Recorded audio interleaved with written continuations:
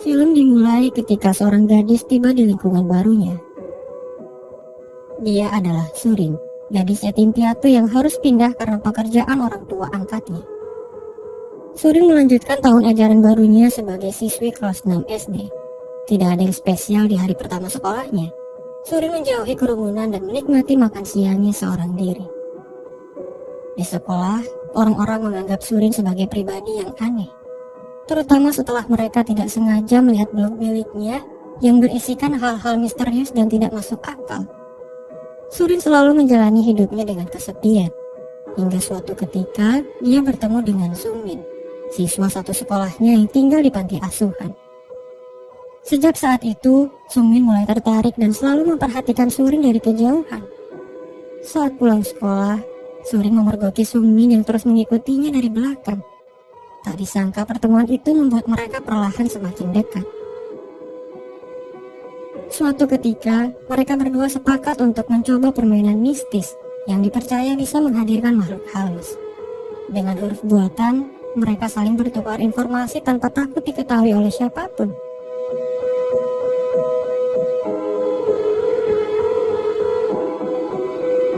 Sesampainya di rumah Surin, mereka menyiapkan segala keperluan untuk memulai permainannya.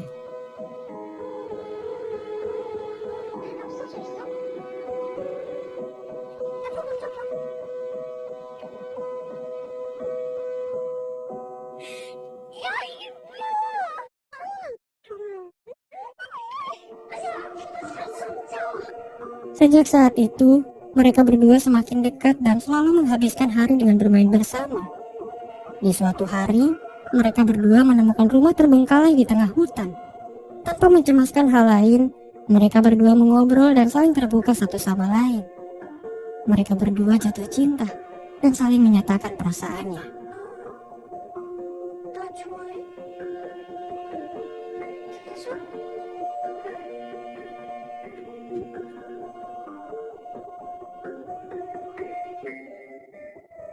Walaupun terasa canggung, pada akhirnya mereka bisa menjalani hari seperti biasanya.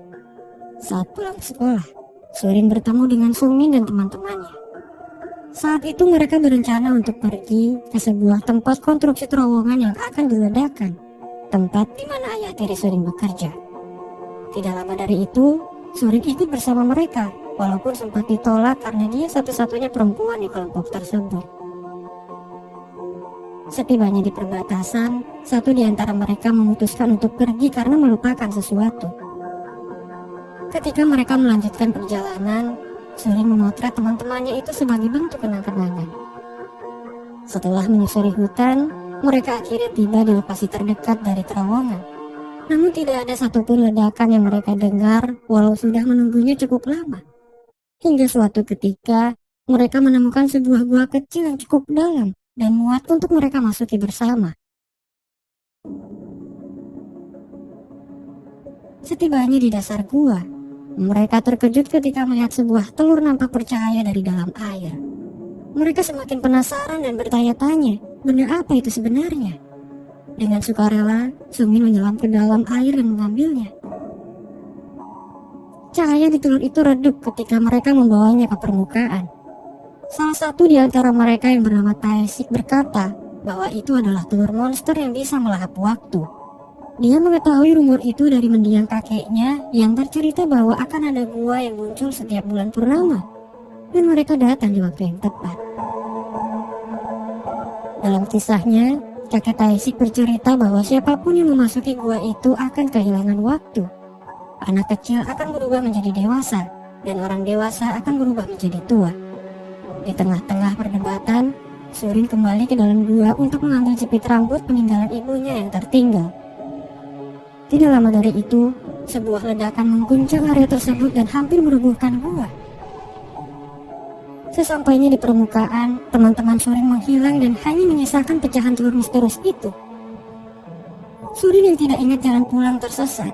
Ia bersembunyi di balik batu, berusaha menahan rasa takutnya di tengah gelapnya malam. Tidak lama dari itu, orang tua dari anak-anak yang hilang pergi mendatangi tempat konstruksi. Mereka berbicara dengan penanggung jawab di sana yang secara kebetulan adalah ayah tiri Surin. Mereka mempertanyakan nasib anak-anak yang hilang di area konstruksi itu. Setelah berusaha menjelaskan keadaannya, ayah tiri Surin kaget ketika mengetahui salah satu korban adalah putrinya sendiri. Keesokan harinya, polisi beserta tim ekspedisi mencari keberadaan anak-anak. Naasnya mereka hanya menemukan Surin yang tidak sadarkan diri. Walaupun hubungan mereka kurang baik, ayah tiri Surin tetap mengkhawatirkannya. Setelah kondisinya pulih, Surin menjelaskan semua kejadian yang dia alami di hadapan detektif dan ayah tirinya. Tentu saja penjelasan itu sulit diterima oleh akal sehat manusia, dan tidak ada satupun di antara mereka yang percaya dengan perkataannya. Tidak lama dari itu, Surin diberi kesempatan untuk membuktikan keberadaan gua dan sisa pecahan telur yang dia maksud. Namun sayangnya dia lupa di mana letak gua itu berada. Para orang tua mengira bahwa dia mengarai cerita tersebut. Mereka marah dan mengungkit latar belakang Surin yang dianggap aneh di sekolahnya. Di tengah-tengah perdebatan orang tua, mereka mendapat informasi bahwasannya satu dari korban ditemukan tidak bernyawa. Dia adalah Jae-wook, teman Sungmin yang ditemukan terkubur di tengah lapang. Anehnya, tidak ada bekas luka apapun dan dia dinyatakan meninggal dunia karena penyakitnya. Surin kembali dalam kehidupannya yang sepi. Kehilangan Sungmin membuatnya sangat terpukul, mengingat hanya dialah satu-satunya teman yang dia miliki selama ini. Di suatu hari, pakaian Tae-sik dan Jae-wook ditemukan terlipat dengan rapih di depan rumah mereka. Detektif menjelaskan bahwa dia akan menganalisa setiap rekaman CCTV untuk mengetahui siapa dalang di balik kejadian tersebut. Sementara itu, Surin memeriksa keadaan gudang setelah dia mendengar sesuatu. Tidak lama dari itu dia mengejar seseorang yang berlari ke arah hutan, mengira itu adalah Sungmin yang telah kembali. Ketika kaki Surin terluka, seorang pria memanggilnya dari kejauhan. Dia adalah Sungmin yang sudah berubah menjadi dewasa. Sungmin menatapnya dengan tidak percaya saat air matanya mengalir. Surin yang tidak mengenali berteriak dan berusaha melarikan diri. Sungmin terpaksa menahannya saat dia hendak memberikan sebuah buku. Surin yang panik menggigit tangan Sungmin dan berlari saat buku itu terjatuh. Sungmin mengejar, namun sayangnya dia tidak sempat karena ayah Surin datang dari kejauhan. Dengan panik, Surin berkata bahwa dia diikuti seorang pria yang mencurigakan. Polisi mulai melakukan pencarian dan mereka menyimpulkan bahwa tragedi hilangnya anak-anak merupakan kasus penculikan. Tidak lama dari itu, polisi menemukan buku catatan yang sebelumnya ingin diberikan Sungmin. Surin yang mengetahui itu terkejut ketika melihat buku itu ditulis menggunakan huruf yang dia buat. Dengan kaget, Surin mengakui buku itu miliknya dan mulai membacanya. Ternyata buku itu berisi penjelasan Sungmin atas apa yang terjadi kepada dia dan teman-temannya. Saat itu, ketika Surin kembali ke dalam gua, Sungmin dan teman-temannya memecahkan telur misterius itu untuk memastikannya. Namun tidak ada apa-apa selain gelombang kejut yang keluar dari telur itu. Sungmin masuk ke dalam gua untuk mengajak Surin kembali. Namun anehnya, semua objek yang ada di sana termasuk Surin diam tidak bergerak. Ketika Sungmin keluar, dia dan temannya baru menyadari bahwa waktu di dunia yang mereka pijak telah berhenti.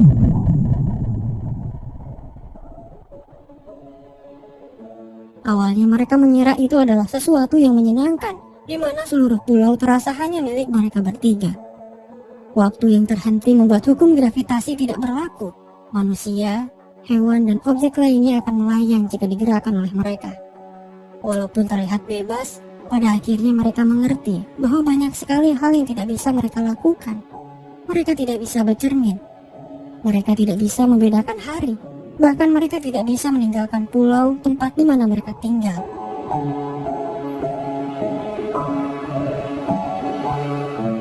Hari demi hari mereka lalui bersama, tinggal di dalam mall yang megah dan tidak perlu mengkhawatirkan makanan. Namun penyakit asma yang diderita Jae-wook tidak bisa dihindarkan. Inhaler tidak bisa menghembuskan molekul obat untuknya. Jae-wook terus bertahan dengan kondisinya yang semakin parah, hingga suatu ketika, Sungmin dan Tae-sik menemukannya dalam kondisi tak bernyawa. Mereka menyesal karena terlambat menyadarinya. Sejak saat itulah, Jae-wook dikuburkan di tengah lapang bermain.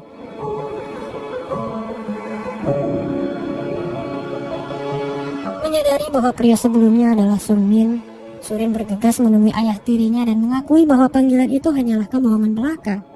Pernyataan itu merusak citranya dan semakin menguatkan anggapan bahwa dia adalah gadis yang aneh. Namun apa boleh buat, itu adalah satu-satunya cara untuk menyelamatkan Sungmin dari kejaran polisi. Surin melanjutkan kembali bacaannya, di mana Sungmin dan Taesik telah melewati hidup bersama dari tahun ke tahun. Agar waktu tidak terlewatkan dengan sia-sia, mereka belajar mandiri, mengumpulkan uang, dan menghitung hari setiap kali mereka terbangun dari tidurnya. Dalam perhitungan, tidak lama lagi mereka akan genap berusia 20 tahun. Itu artinya mereka akan dinyatakan dewasa, dan seperti apa yang diceritakan kakek Taesik, mereka akan segera kembali. Untuk mempersiapkan hal itu, mereka membawa beberapa perlengkapan dan tinggal bersama di rumah hutan, tempat di mana Sungmin dan Surin selalu bermain bersama. Namun, penantian mereka semakin tidak menentu karena waktu tak kunjung berjalan. Mereka semakin bertanya-tanya konsep dewasa seperti apa yang bisa membuat mereka kembali. Mereka berdua semakin tertekan dan hampir gila menghadapi kenyataan itu. Satu hal yang harus mereka pertahankan adalah keinginan untuk hidup dan selalu berpikir positif. Akan tetapi, harapan dan kenyataan yang tidak sejajar membuat Taesik menyerah dan dia menghilang tiba-tiba. Sungmin menjelajahi seluruh pulau untuk mencarinya. Walaupun tidak membuahkan hasil, Sungmin menyadari satu perubahan yang berarti di mana bulan perlahan mulai menampakkan dirinya. Setelah lama mencari, Sungmin akhirnya menemukan Taesik yang telah mengakhiri hidupnya di sebuah tebing. Taesik meninggalkan pakaian lamanya sebelum dia menjatuhkan diri. Sungmin yang menemukannya merasa semuanya telah berakhir dan dia memutuskan untuk mengakhiri hidupnya juga. Namun, ketika dia melompatkan dirinya ke dalam air, waktu tiba-tiba berjalan. Taesik terus tenggelam ke dasar laut, sementara dirinya pingsan dan tersadar di pesisir pantai. Sungmin terkejut bukan main, dan setelah lama hidup dalam kesunyian, dia menjadi seseorang yang sangat sensitif terhadap suara. Setelah membaca kisah itu, Surin kembali ke dalam hutan untuk mencari Sungmin di rumah terbengkalai. Setibanya di sana, dia menemukan Sungmin yang sedang duduk dalam ketakutan. Surin mendekatinya dan dia menangis terseduh-seduh. Begitu juga dengan Sungmin, karena akhirnya dia bisa bertemu kembali dengan satu-satunya orang yang dia sukai selama ini. Sejak saat itu, Surin selalu menyempatkan waktunya untuk menemui Sungmin, membawakannya makanan, dan membantunya untuk merapikan penampilan. Agar bisa hidup normal, Sungmin harus meyakinkan ibu asuhnya bahwa dia adalah Sungmin yang telah tumbuh dewasa. Surin membantunya berlatih bagaimana cara untuk menjelaskannya. Dia juga berusaha meyakinkan temannya bahwa Sungmin masih hidup dan sudah tumbuh dewasa. Namun, upaya mereka tidak membuahkan hasil. Teman Sungmin tidak percaya dengan peristiwa tersebut. Begitu juga dengan ibu asuh yang masih tidak percaya kepada Sungmin. Tentu saja, bagi mereka Sungmin belum lama menghilang. Kehadiran pria asing yang mengaku dirinya Sungmin membuat mereka sulit percaya kepadanya. Suatu ketika, ayah tiri Surin mendapat keluhan bahwa putrinya itu telah menyebarkan kebohongan tentang kembalinya Sungmin. Hal itu membuatnya merasa jengkel dan mengurung Surin di dalam kamarnya. Tidak lama dari itu, Surin menangis ketika Sungmin datang menjemputnya. Dia merasa kecewa karena tidak ada satupun orang yang percaya kepadanya. Ketika mereka memikirkan cara lain, Surin teringat bahwa saat dia kembali ke dalam gua, pantulan cahaya dari dasar air muncul kembali. Surin berencana untuk mengambil telur itu dan memecahkannya di hadapan banyak orang, agar mereka bisa percaya kepadanya. Sungmin yang tahu betul betapa tersiksanya berada di sana menolak. Dia lebih memilih mengasingkan dirinya daripada harus melibatkan banyak orang. Mereka berdua akhirnya memutuskan untuk pergi dari pulau itu dan memulai hidup baru. Di saat yang sama, ayah Surin tidak sengaja melihat foto Sungmin ketika memeriksa ponsel putrinya. Setibanya di rumah, dia kaget setelah melihat jejak kaki pria dan putrinya tidak ada di rumah. Ayah Surin menyimpulkan bahwa itu adalah kasus penculikan. Ketika Sungmin mempersiapkan keperluannya di rumah hutan, ayah Surin muncul dan menghadangnya. Mereka bertengkar dan Sungmin terpaksa melumpuhkannya karena dia tidak mau mendengar penjelasannya. Keesokan harinya, rumah hutan itu diperiksa oleh polisi setelah ayah Surin menceritakan apa yang terjadi. Sementara itu, Sungmin dan Surin berada di pelabuhan untuk membeli tiket kapal. Namun sayangnya, mereka harus mempunyai KTP untuk membeli tiket itu. Di saat yang sama, berita kehilangan Surin mulai menyebar di TV. Kejadian itu diklaim sebagai kasus penculikan yang dilakukan pria misterius, yang dimana itu adalah Sumin. Mereka berdua berusaha melarikan diri, namun sayang, polisi yang melakukan pemeriksaan mengetahuinya dan mulai mengejar mereka. Setelah berusaha kabur, Surin terpaksa menyerahkan diri dan membiarkan Sumin pergi. Setibanya di kantor polisi, detektif berusaha meyakinkan Surin bahwa Sumin adalah pria jahat yang berusaha dekat dengannya. Tentu saja Surin mengelak karena dia tahu kejadian yang sebenarnya. Ketika mendapat kesempatan, Surin melarikan diri dan bergegas menuju gua untuk mengambil telur misterius itu. Dia berencana untuk menghentikan waktu agar bisa menjadi dewasa dan mengakui Sumin di hadapan orang-orang. Sumin yang menyadari itu muncul dan mengambil telurnya. Dia tidak mau Surin menjalani hidup yang sulit, karena terjebak di dunia tanpa waktu tidak semudah yang dibayangkan. Tidak lama dari itu, polisi yang mencari mulai menyadari keberadaan mereka. Ketika Surin berusaha meyakinkan para polisi, satu di antara mereka tiba-tiba muncul berusaha menangkap Sumin. Kejadian itu membuat Surin terjatuh, dan dengan cepat detektif meraih tangannya. Mereka berdua menggantung di atas tebing. Sumin yang ikut terjatuh masih bertahan. Dia berusaha menyelamatkan Surin, namun sayang, detektif tidak bisa menahannya dan mereka berdua terjatuh. Setelah menghentikan waktu, Sumin menolong mereka berdua dan meninggalkannya di tepi pantai. Sejak saat itu, media mulai menyoroti Surin sebagai gadis yang membantu tersangka penculikan melarikan diri. Hidupnya menjadi tidak tenang karena selalu mendapatkan teror dari warga. Walaupun detektif mulai percaya kepada Surin, fakta itu tidak akan merubah keadaan, karena sulit sekali membuat orang percaya tanpa mengalami kejadian itu. Oleh karena itulah detektif menyarankan Surin untuk berkata di depan media, bahwasanya dia dipaksa oleh pelaku untuk membantunya melarikan diri. Karena dengan begitu, dia akan terbebas dari ancaman warga dan bisa menjalani hidupnya dengan tenang. Demi kebaikan Surin, psikolog mewawancarainya sebagai bentuk pemahaman terhadap pola pikir anak. Setelah menceritakan semua yang terjadi, psikolog meminta izin kepada Surin untuk menulis ulang kisahnya itu ke dalam buku. Setelah lulus dari sekolah dasarnya, Surin memutuskan untuk melanjutkan studinya di sekolah asrama. Hubungannya dengan sang ayah juga mulai membaik. Film ini berakhir ketika Surin berada di kapal laut dan bertemu dengan Sumin yang sudah berubah menjadi tua.